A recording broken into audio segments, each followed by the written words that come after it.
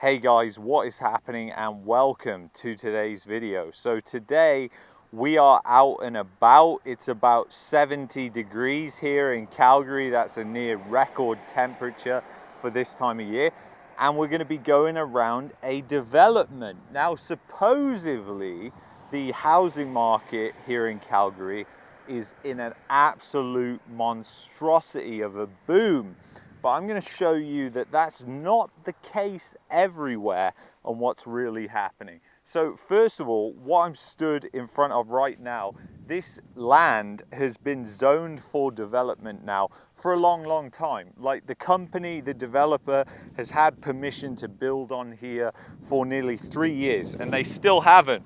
And this over there was also part of a golf course over there, and that was also zoned for development, and that's been approved for the past 3 years.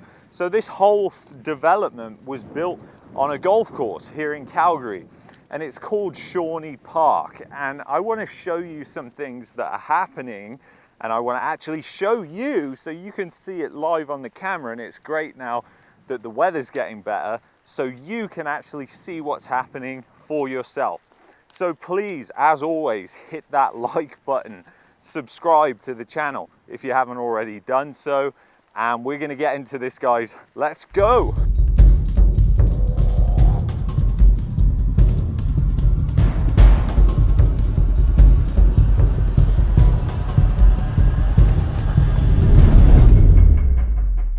Alright guys, so we are in the development right now.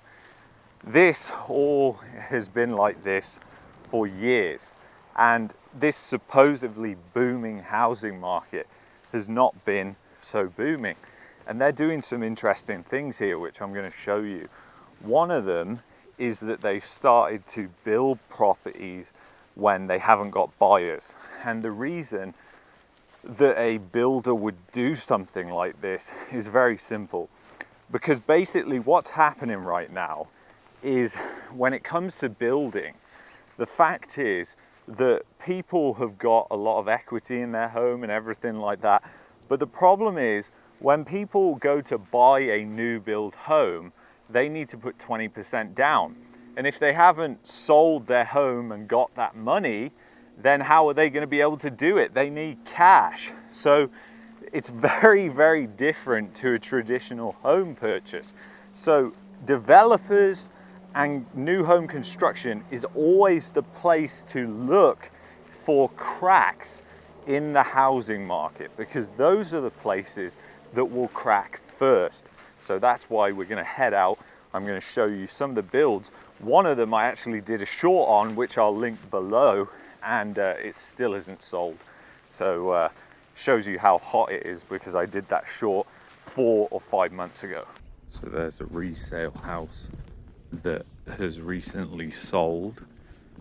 So it's interesting, why are the new homes not selling if resale is selling for more? It's a interesting divergence that we're seeing here, guys. This land right here for sale. The street's still not complete. This street has been under construction for a long time. This one sold recently, actually. This one they're just about to break ground on, and it's still for sale. This one right here for sale, and they're still building it. That means the builder took it on its own balance sheet. So I don't know if you can see that down there, but there's 2 houses that are being built. One is nearly constructed, and they're both for sale. So guys, I don't know what you think, but the thing is that I find alarming is you've got this huge divergence between what's happening in new home construction and what's happening in the resale market. Now, that is a strong indicator of things to come, because like I said, the reason why the resale market isn't having the issues that the new construction market is having is because of liquidity. So the thing is, liquidity is plentiful in the resale market, but you need actual cash, actual liquidity if you're going to buy a new construction home. So this place has actually just been the same, guys, for such a long time now. Like, it really hasn't changed. So the thing is, with that being said, the builders are now, they've realized this, and just like in 2006, 2007, the builders are thinking that they're being smart by saying, hey guys, you know, the used home market is booming. So if we can just build, if we can just finance these builds ourselves and then push them onto the resale market once they're built, then we'll be selling them like hotcakes. We'll be selling this place all out. So they dip their toe, they start off with a couple, and then they go more and more, and that's basically how builders end up collapsing, because as soon as the market turns, the builder is holding the bag on all the homes that they've gone out to finance. And guess what? These building companies, they don't operate massive margins, especially out here in Calgary. So the thing is, they're using leverage to finance those builds. So the thing is, guys, it's all good. Like, it's all good getting finance when the market is going up. But once it goes down, that's when you get those margin calls. That's where the lending conditions change. That's when the banks start marking things down in value instead of marking them up, which further compounds the issue. And this isn't just happening at this development here in Calgary, but this one's close to where we live. So I thought, what the heck, I'd come here and show you. But basically, there's like about 4 or 5 homes in that section there which they're building, and they haven't got people to buy them, so they're financed by the builder themselves. Now, this is a very small development. That's what I first want to say. It's not that big really, but some of the builders outside in the suburbs that are building these massive subdivisions, and even more have been approved now, they are doing the same thing but on a larger scale. So the thing is, this is just going to compound the collapse here in Alberta, and the same thing is not going on in other provinces. And right now we're seeing the dumb money that's arriving from BC and Ontario, people with a lot of home equity, maybe they're cashing out, buying here or whatever it is. They don't understand the market dynamics here.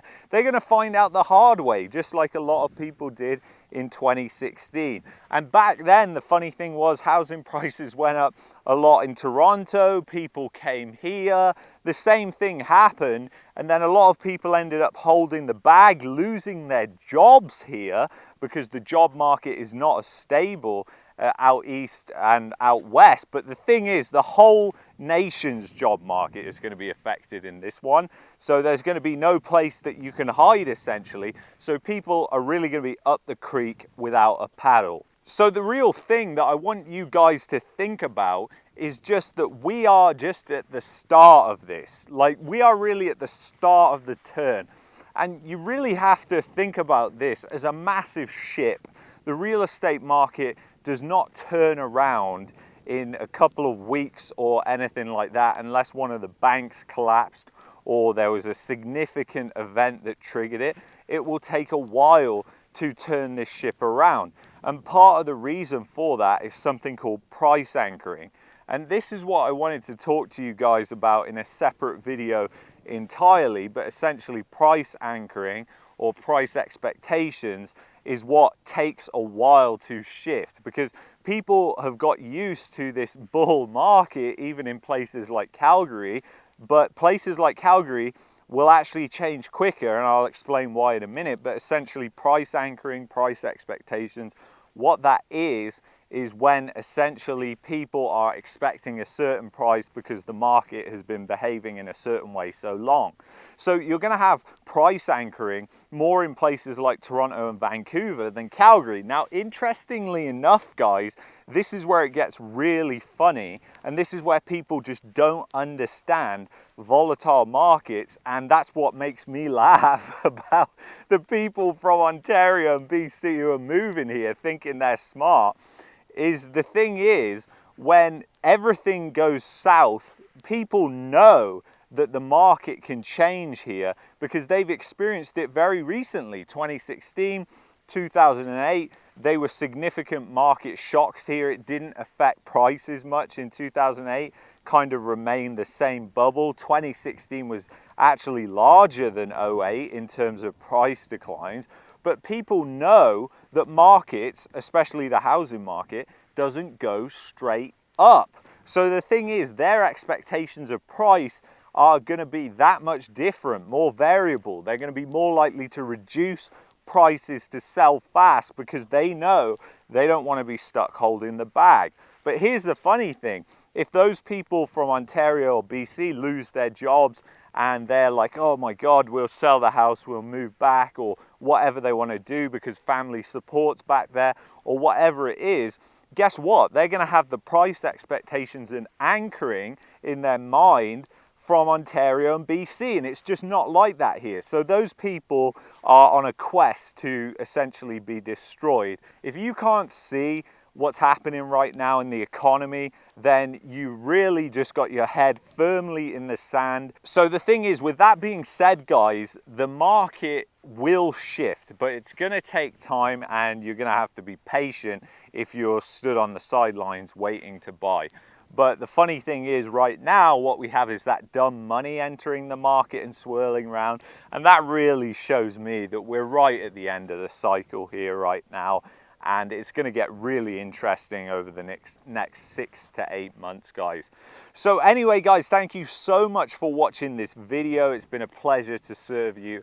As always, I'm absolutely roasting right now, guys. It's 70 degrees here in Calgary and I'm stood in the sun and I'm wearing this jacket so I can mount the microphone on it because I'm just wearing a t-shirt. So I'm going to rip this thing off, walk back home. It's a good walk to here, about 5 kilometers back as well, so about 10k. But I love walking when the weather is this beautiful. And it's March 23rd. I don't know when you'll get this video, but hopefully it will be with you shortly. Now, I just want to mention real quick for those of you that hung on to the end, I will actually be leaving and I'll be in England for 2 weeks. You'll see it on the live streams, but I'm not too sure about the videos and how that's going to line up, when different videos are going to come out. So just bear with me over that time. I will be filming videos in the UK, but I won't be able to edit them until I get back. And that'll be awesome because I'll show you guys lots of things there.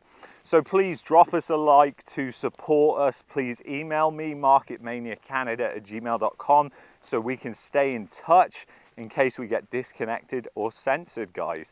So that's the times we live in right now. Please push that subscribe button and turn all notifications on if you want to be part of the live streams. And thank you so much for being here, guys. I'll see you in the next one. Peace and love, guys. Bye-bye.